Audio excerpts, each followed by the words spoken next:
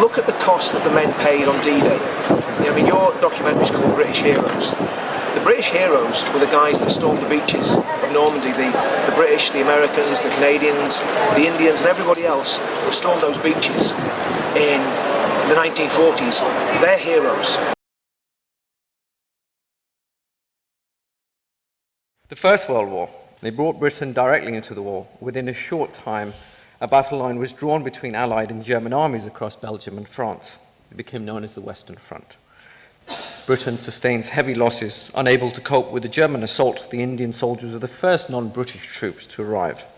They're fed piecemeal between La Basse and Ypres, and it is here that the 129th Baloch, an infantry regiment, is rushed in.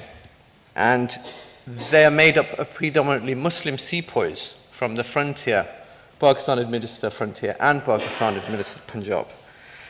The first Indian to receive the Victoria Cross, which is Britain's highest military decoration for valour on the battlefield in the face of the enemy, is someone who belongs to the 129th Baloch.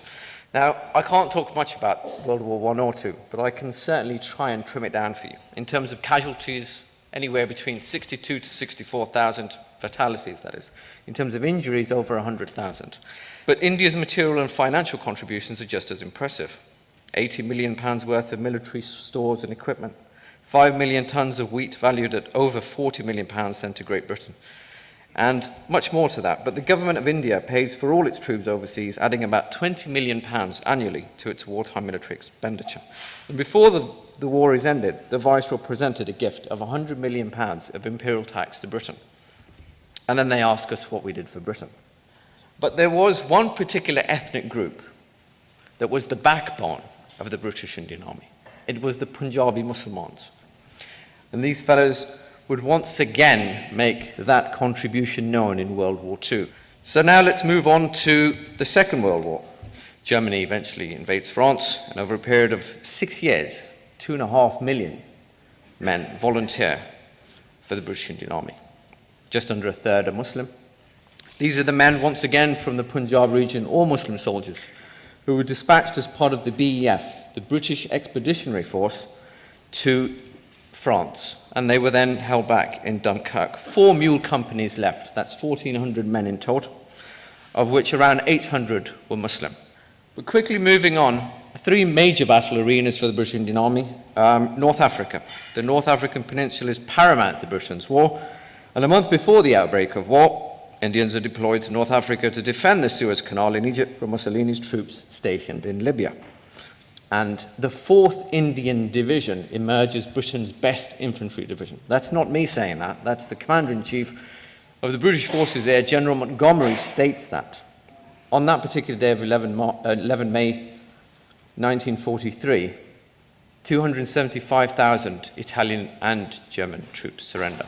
And there's a wonderful letter written by Harold Alexander to the Prime Minister, Churchill. He says, "Sir, it is my duty to report the Tunisian campaign is over. All enemy resistance has ceased. We are masters of the North African shores." And indeed, the Indians have played a pivotal role in that battle. From my study, 122 boys under the age of 17 fell in Italy. 90 were Muslim. Each one of them, bar one, were from cities now in Pakistan. The major areas were Attock, 15, Kohat, 21, and then Rawalpindi, which is obviously Punjab again at 23. And it really does make you think, or perhaps question, why so many young men? Well, between 1940 and 1942, there was a dip in enlistment amongst the Sikh and the Hindu community, for which reason Britain was now ever reliant, or even more reliant, on the Punjabi Muslims and the men of the frontier. And this is why they came to help out. This is why they fought. After World War II and partition, Pakistan itself takes in or absorbs a disproportionately large aspect of the British Indian Army, for which reason it seems to default to military rule, whereas India absorbs the Indian civil service and a disproportionately large aspect of the Indian civil service, for which reason it seems to always function best as a political administration, has not really had military ruler or junta in that case.